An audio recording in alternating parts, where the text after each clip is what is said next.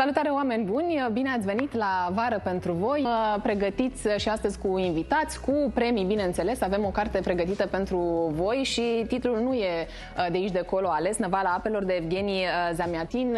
Bineînțeles că trebuie să sunați la numărul nostru de telefon, să lăsați mesaje mai exact și îl invit alături de mine, vă rog tare mult, luați loc. E bine și răcoare la noi. Bine ați venit! E bine și răcoare. Poftiți! Bine v-am găsit!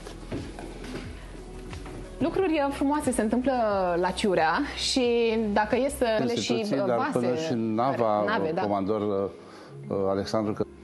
Nu de mult, acum 2 zile, au început zilele municipiului untul de șea sau untul de cocos. Simple. Pe lângă că 10 la întâlnire, tot aici în studioul TVR Iași. Numai bine, la revedere, ne revedem mâine!